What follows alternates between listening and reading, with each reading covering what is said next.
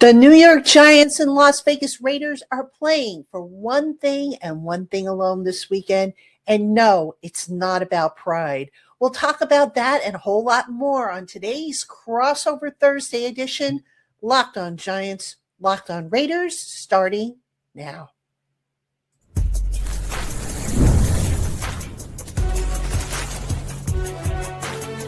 You are Locked On NFL Crossover, part of the Locked On Podcast Network. Your team every day. Today's episode of Crossover Thursday, Locked on Giants, Locked on Raiders is presented by PrizePicks. Download the PrizePicks app today and use the promo code LOCKEDONNFL to get $50 in lineups after you play your first $5 lineup. Hello, everybody. Welcome to Crossover Thursday, Locked on Giants, Locked on Raiders. My name is Patricia Traina, host of Locked on Giants, and he is Q Myers, your boy Q of Locked on Raiders, and a welcome on into our everydayers, our newcomers, and everybody in between. Thank you so much for joining us. And on today's Crossover Thursday edition, we're going to take a look at the Tank Bowl. It's two teams, identical records to two, and they're the worst records in the NFL, competing not for pride, Q, but for the number one overall draft pick. And how sad is that to have to say? It really is. It really is. And I'm hoping sooner rather than later, there'll be a season where week 17 and week 18 matter. Week 17 and week 18 are for, say a playoff berth or something, something big time instead of, well, maybe potentially the number one overall pick. But obviously this is not the year. So here we go. And obviously there's moves being made by both teams to try to put themselves in the best position to not win on Sunday, which again is wild to say, but here we are.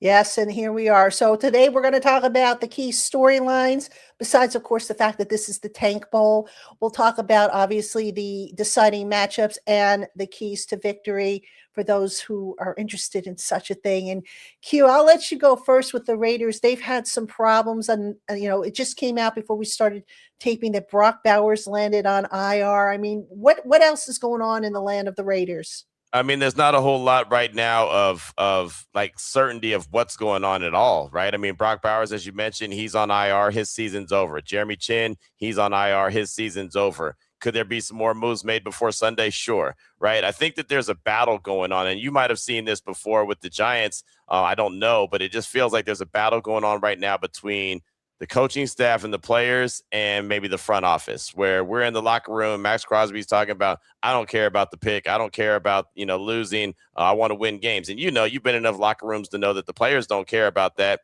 Pete Carroll, he is not, he's not a guy that's trying to focus in on the number one overall pick and losing out these last two games. And I don't know, and I talked about this on the podcast earlier this week, that he might be trying to ensure that he does come back in 2026 by not getting the number one overall pick. Like, he might have incentive to win this game and win next week's game, close out on a 2-game winning streak. So maybe this job is not very attractive, right? I mean, and again, I know with the turnover that the Giants have had, there's years where that could have been a scenario as well. The Raiders have a lot of salary cap space.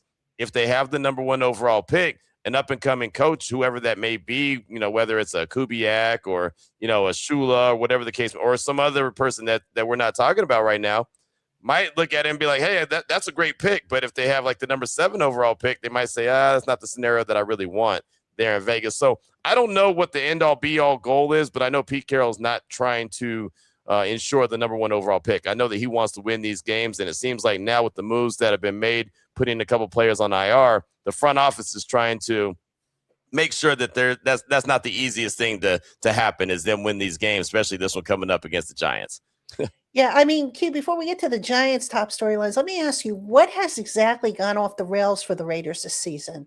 Everything's gone off the rails based off of what we anticipated when the season started, looking at the hire of Chip Kelly and Pete Carroll. And I thought, okay, stability, there's adults in the room, guys that have been there, done that. Chip's coming off the national championship. Pete Carroll has a resume. But then, when we get into the inner workings and find out that, Chip Kelly wasn't Pete Carroll's hire, and the front office and the coaching staff don't necessarily see eye to eye, and Pete's trying to win right now while the front office, John Spytek and company, are trying to build for the future. It just was like oil and water, or oil and vinegar. Which one of those two don't go together? I don't know. Oil and water. There you go. I know I needed some help with that. I didn't know it's like I tried to get creative, but you know what I mean? It's just it didn't go together. And it just seemed like from the jump that it wasn't a very good fit. And then Geno Smith has not been what anyone anticipated him being when the Raiders gave up a third-round draft pick for him. Ashton Jeantry's actually had a quiet, good season, but it's not what anyone expected when they drafted him number 6 overall. It just seemed like the philosophies never matched. And when that happens, as you know, if you're not all on the same page, then things are going to go sideways. And they went sideways in a hurry, right? They went sideways. They went off the road. They lost their engine. They did everything. I mean, everything just went to kaput. And now they're, sitting there with 2 wins on the season, looking to see what they could do in these final 2 weeks.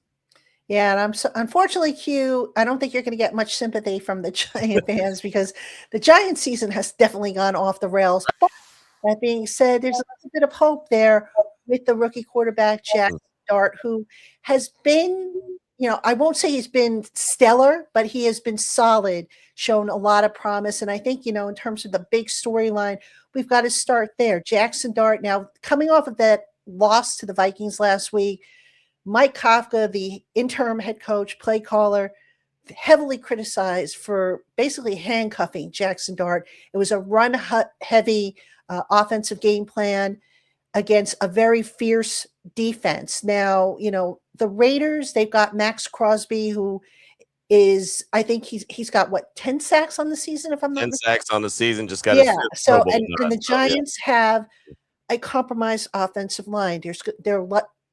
We don't know this for sure, but it's looking like there won't be Andrew Thomas this week. John Michael Schmitz, the starting center, probably will not play. You've got Jaxson Dart back there, and it just seems like since Kafka has taken over as the interim head coach, Jaxson Dart just hasn't been the same player for whatever the reason. Now, maybe it's the game plan or whatnot, but they've got to get him back to playing the way he was. And absent of that, who knows? Because look, he's not getting a whole lot of help from his receivers. Guys are dropping balls, running poor routes, and all that stuff. That doesn't help matters. But one thing the Giants have kind of taken away is that design run element for Jaxson Dart, probably because they're concerned he might run himself into a pile and knock himself out for the rest of the year. Right. Yeah, he's a guy that's got to stay healthy, right? I mean, that's the hope right there, and that's where Raider fans are trying to get. I think that Raider fans look at the Giants and say, hey, they have their quarterback in Jaxson Dart. Obviously, we know what happened with Cam Scatterbo and Malik Neighbors, but those are guys that you feel pretty promising about when they come back. So Raider Nation wants to be there. They want to be where they could be in position to go get their franchise quarterback, like a Fernando Mendoza or a Dante Moore, whoever the Raiders decide is that guy. That's what they're looking for, especially after a terrible season with Geno Smith. It's like, yeah, thanks, but no thanks, right? So they really want to get that position. So that's why this game is so important coming up on Sunday, and the Raider Nation, right? Everyone tuning into the show is always, hey, lose, no matter what, because trying to get that number 1 overall pick and trying to get that franchise quarterback that the Raiders have not had for many, many years. So that's the problem right in there. But for the Giants, at least they feel like that they have that franchise quarterback. And if they end up with the number 1 overall pick, then they've got options, as you know, and they have control of that draft, and then that is how they could really start turning that franchise around, by trying to get some extra picks by way of trade, and that's a way to jumpstart a franchise. So there's plenty of motivation, I would say, for both of these teams coming up in this game on Sunday, and not necessarily motivation to win. Yeah, but try telling that to the players, the Giant players that we heard from this week. They're like, we're not worried about the number 1 pick. We just want to win. We just want to go 1-0, which I'm sure is the same message coming out of the Raiders locker room. And, who can blame them? I mean, a lot of those players, who knows if they're even going to be on the roster next year, at least in the Giants case, when you've got a new head coach that's coming in, whoever that might be. So the focus is on the now, as opposed to what might happen once the season is, thank goodness, over, which is can't come fast enough for both of our teams. But yeah, the Giants, it's their final road trip of 2025 out to Las Vegas, which can be kind of a loud atmosphere. The Giants working in crowd noise on Wednesdays, during Wednesday's practice. So, I mean, I could see why the Raiders have a slight advantage in terms of the odds. Yeah, no, I can too. And again, it's going to be a fun environment. It's, the holidays in Vegas. What can, what else do you really want? So, I mean, if you're going to have to take a road trip, why not make a road trip out to Las Vegas? And I'm sure a lot of the players will have a good time, heading out here and just, being in the environment and being in the stadium, being indoors. And, of course, the Raiders, they have their last two games are at home. So they're done with their road trip. So they're feeling good about that as well. But you're right about, none of the players care about that number one overall draft pick. Half the team won't be here next year. They're all about winning, and they're all about winning right now. And that's how anybody that's got any kind of competitive bone in their body, that's how, I mean, I wouldn't want to lose either. I don't care. Like you keep that draft pick. I don't care what you need with that. I want to win a game. So that's how these players are. They came up short a little bit against Houston, probably their best performance of the year. That wasn't a win, and they've only had two of them. So there's that. But, so a lot of Raider fans are kind of concerned that, oh, man, they play like that against the Giants like they did against Houston. They're going to mess around and find a way to win this game. Yeah, for sure. All right. Coming up next, we're going to take a look at the key matchups. Las Vegas Raiders host the New York Giants on Sunday, 4 p.m. Eastern Time kickoff. You have Crossover Thursday, Locked On Giants, Locked On Raiders. We'll be right back. This episode of Crossover Thursday is brought to you by PrizePicks. The holiday season is one of the best times for sports, bowl games, big basketball matchups, playoff pushes. It's all happening at once. And while we're all making choices every day, one of the fun places to make the right call is at PrizePicks. PrizePicks is the easiest way to get in on daily fantasy. Just pick more or less on at least 2-player projections, lock in your lineup, and you're in the game. It's simple, fast, and available in 45 states, including California, Texas, Florida, and Georgia. Creating a lineup takes less than a minute, and the app makes the whole process smooth and intuitive. You can choose from a huge range of unique stats, including fantasy scores, field goals attempted, free throws made, turnovers, whatever fits your strategy.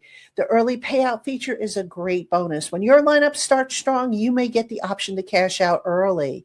And the new stacks feature lets you choose the same player up to 3 times in one lineup, like more on a quarterback's passing yards, touchdowns, and rushing yards.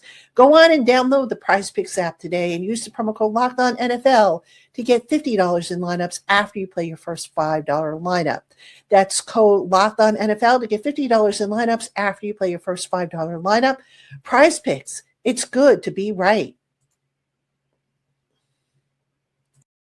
All right, everybody, welcome back to Crossover Thursday, Locked On Giants, Locked On Raiders. I'm Patricia Traina of Locked On Giants.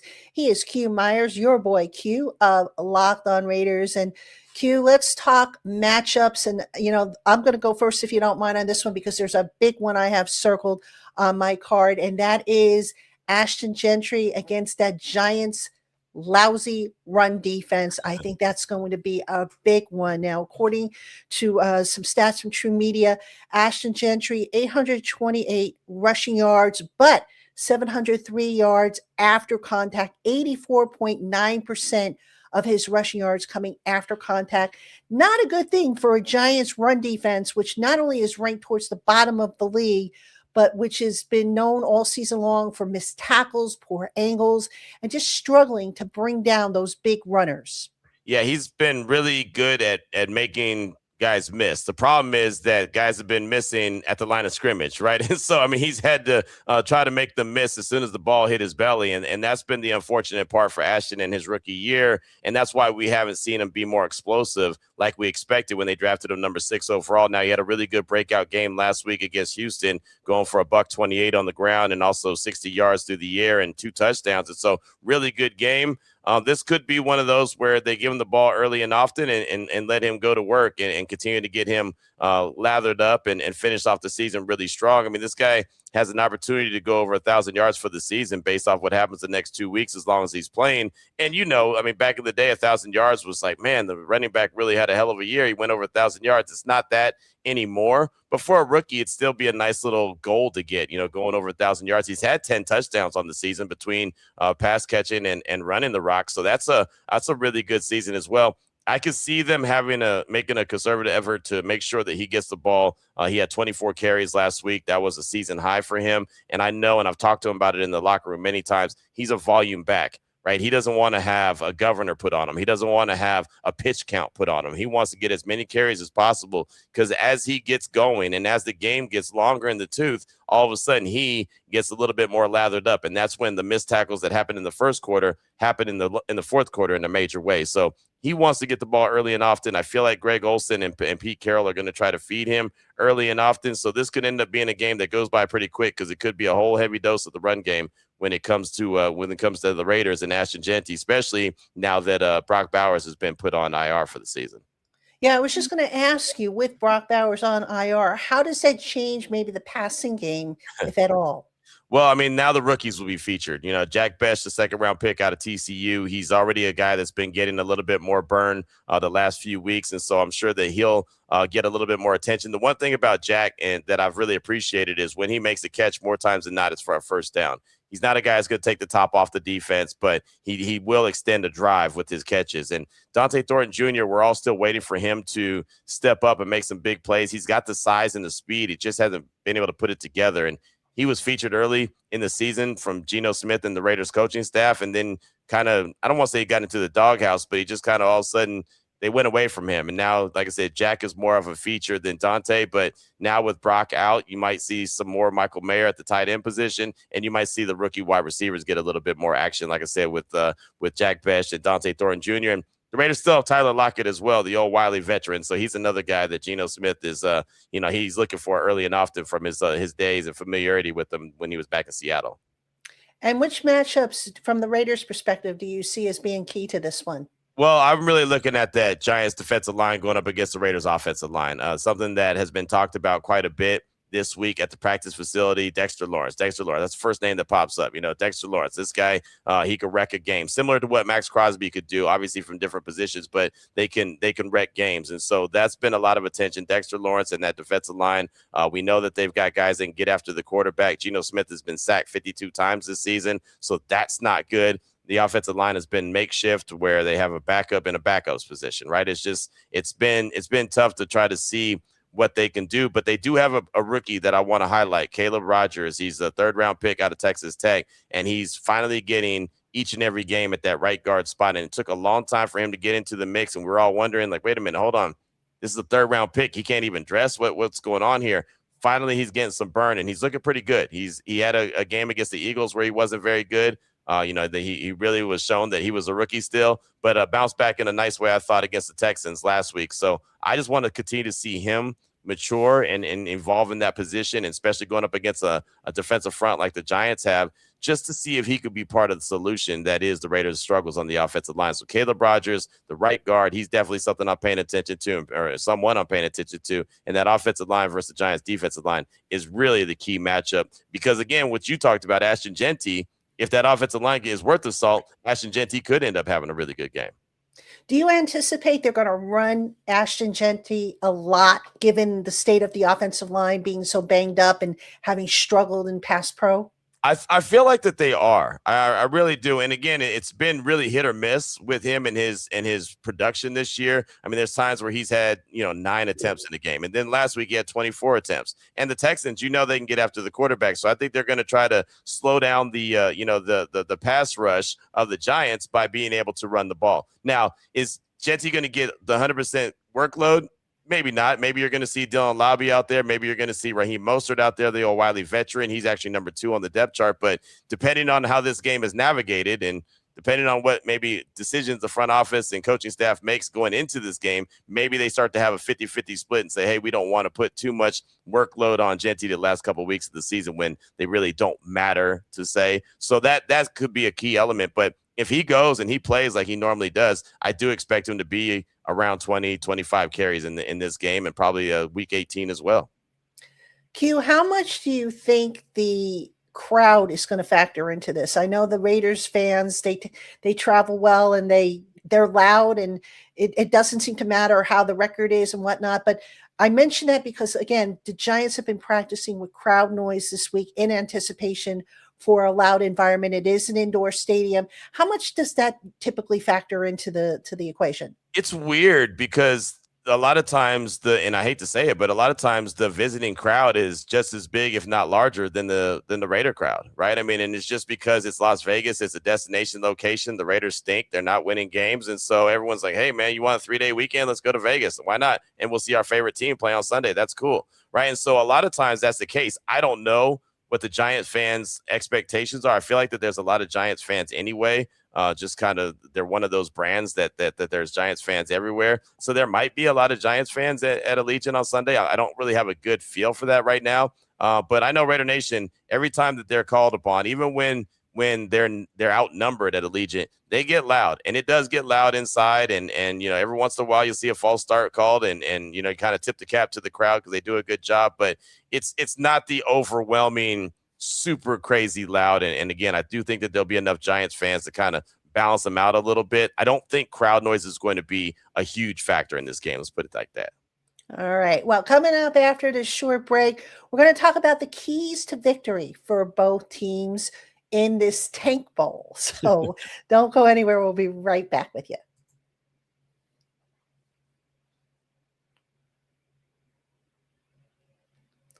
All right, everybody, welcome back. Crossover Thursday, Locked On Giants, Locked On Raiders. I'm Patricia Traina of Locked On Giants. He is Q Myers, your boy Q of Locked On Raiders. And Q, let's talk about the keys to victory. I know the fans of each team probably don't want to hear this segment, but we've got to do it anyway. We'll start with the Raiders. What do the Raiders need to do to pull off a win?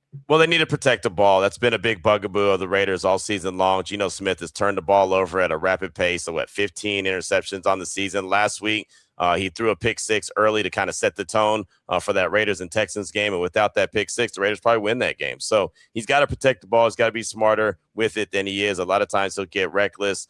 With that being said, he still had a decent game. Matter of fact, a good game last week, except for that pick six. That's the first and foremost. That's the biggest key for the Raiders. And it's really been the biggest key all season long is protect the ball. And they just have not done a very good job about that. Getting off the field on third down. That's also been an issue, especially third and long. Like, Patricia, 3rd and 10, 3rd and 12, 3rd and 15. Like, that's automatic. You're off the field downs. That's the ball's getting back to the offense downs. And more times than not, the Raiders find ways to blow that down and end up, letting them get a first down. And it's sometimes it's by penalty, but more times it's not. It's just bad coverage, bad play, bad defense, so they've got to get off the field on third down, 3rd and long, pin their ears back and do what they got to do. And there's been times where they give up that 3rd and long and you kind of look at Max and he has that come on, like we got to be better than that. That was 3rd and 18. How do we give up 22 on that? And so, he's going to bring it all the time. There's no slowing Max down. The only way you can slow Max down is have him stay at home. Not even be on the sideline, just stay at home, right? That's the only way that he won't affect the game because he is just that guy. So they've got to get off the field on third down. And, I'll say the final key to victory is finishing drives, right? They struggle a lot of times in the red zone. They'll end up settling for field goals as opposed to getting touchdowns. And Jeantry's had a good knack at getting in the end zone, so you can respect that. Like I said, 5 touchdowns on the ground, 5 touchdowns through the air. Bowers, 7 touchdowns to lead the Raiders, but he's not playing. So who's going to step up? If it's not Jeantry getting in the end zone, who's going to step up and be the next guy? That's a big question that I have because, again, I don't know the answer to it outside of number 2. And their short yardage is not great when they're trying to pick it up. So if they get down there by the goal line, it's not automatic just, hand it to Jeantry, he's going to punch it in the end zone. Short yardage gaining is a struggle for the Raiders. So I want to see how they're going to step up in the absence of Brock Bowers. Who's going to step up and be that other weapon in the red zone? So I think it's real easy. Even 3 keys for the Raiders if they're going to win this game on Sunday against the Giants. They got to protect the ball. They've got to get off the field on 3rd and long, and they've got to be able to finish off drives with touchdowns as opposed to field goals. How about the Giants? You could pretty much say the same thing for the Giants because these are the same problems the Giants have had. They've been lousy in the red zone. They're ranked 28th in red zone conversion rates, something like 46.94%. Third down, they've just been a little bit better, but not great. They're ranked 19th, I believe, on third down. But, the thing that I'll start with as far as keys, and this is going to be outside the box thinking, the Giants got to stop beating themselves. Right. They've had drop passes in, inopportune moments. They've had mistakes. I mean, you look at last week's game, for example, Darius Slayton drops a pass that would have gone for at least 20 yards. All right. Theo Johnson tips a pass that hit him in the hands and gets picked off. Abdul Carter gets called for a neutral zone infraction that wipes a touchdown off the board. The Giants are not good enough to overcome their mistakes, and yet they keep making them, and it keeps coming back to haunt them. You can go back and look at any game they have lost this year, and you can point to one or two mistakes that just popped up. And look, nobody's expecting a perfect game, but some of these mistakes, a pre-snap penalty, for example, which the Giants are up there amongst league leaders, they all add up. And they just, like I said, the team is just not good enough to overcome this stuff. We talked about the run defense. The Giants have got to find a way to wrap up Jeantry. Plain and simple. No bad angles, no arm tackles. Don't let this guy run wild on you, especially if he gets to the second level, which is where he does the bulk of his damage. And the run defense has just been awful. And it's weird to say that, considering, they've got Dexter Lawrence up front, who has always been a pretty good run stopper, but Dexter Lawrence is just not having a Dexter Lawrence type of year this year, which, maybe it's his elbow, we don't know, but it's an off year for him. So that's definitely a key. They mentioned the pass rush. The Raiders' offensive line is compromised by injury. So you would expect for Abdul Carter and Brian Burns having a heck of a year, the only Giants Pro Bowler, you would expect for those two guys to feast. And then I'll throw in one more for you. Special teams. The Giants' special teams, now last week, they didn't hurt them. But the last few weeks before that, one mistake, whether it be a broken down coverage, guys not maintaining their lanes, a missed field goal, a kick out of bounds, whatever the case may be, special teams has got to do its part, because it just seems like at least once, not counting last week, because again, there wasn't really anything that bit them from special teams, but there's always been something the last several weeks that has just come up and made you say, special teams, folks. And that's been very frustrating as well. So you have that. And then, like I said, the defensive secondary, the Giants defensive secondary, can they please make a game-changing play? Now, last week they had a couple of turnovers. One was nullified, like I said, but we need more of that if the Giants are going to pull this one off, because as you mentioned, Geno Smith has been somewhat of a turnover machine. You've got to take advantage of that. It's that simple. I heard that. Well, I'll tell you what, you talking about special teams and their struggles, that's music to my ears. I'll tell you a dirty little secret. The Raiders have not had a kick return touchdown since Jacoby Ford did it. Jacoby Ford did it in 2010.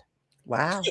So you probably remember Jacoby Ford playing in the New York market, right? Remember there's a time where he played with the Jets? That was after the Raiders. He was the last Raider to have a kickoff return touchdown. That was so many moons ago. There's teams that have sometimes two in the same game. The Raiders haven't had one in years. So I've been begging for it on every show, every platform that I'm on. Can I just see one? At some point, can I see one kick return to the house?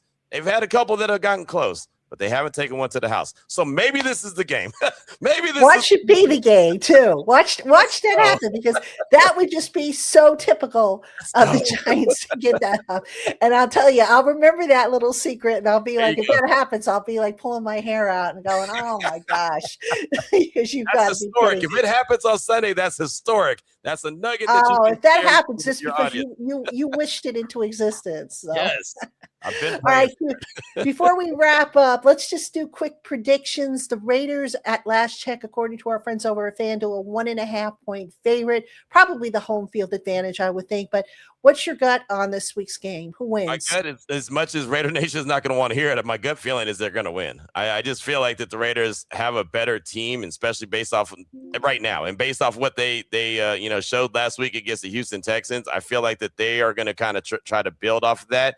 And based off what the Giants did or didn't do last week, I feel like that they're probably going to come into this game with that same kind of approach where Jaxson Dart's going to be real protective and conservative. And I just don't think that's a good recipe for a Giants win. So I really think that the Raiders are going to probably win this game. And I know Raider Nation is not going to want to hear that, but that's just the gut feeling right now as we do this.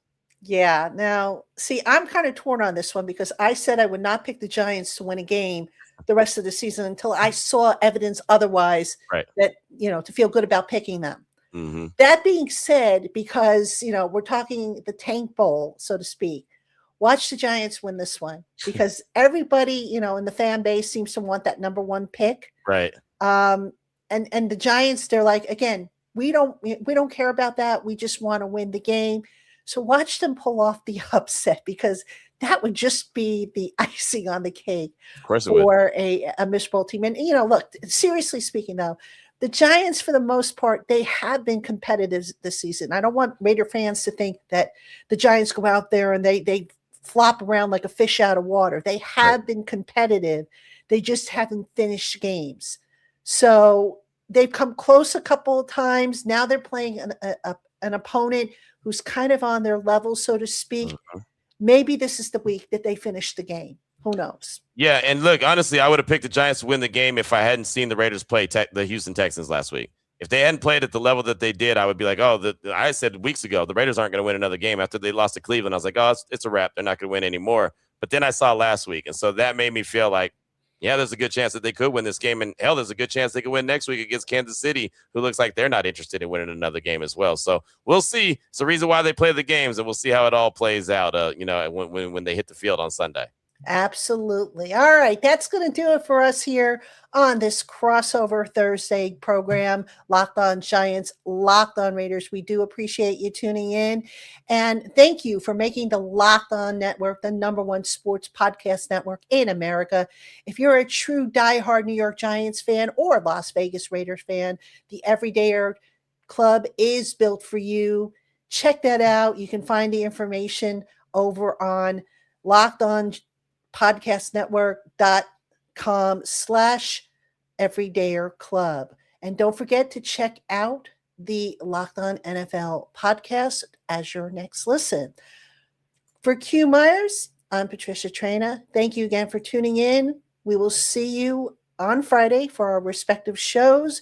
And for those of you who celebrate Christmas, we wish you a very Merry Christmas, Happy Holidays, and a Happy New Year coming up.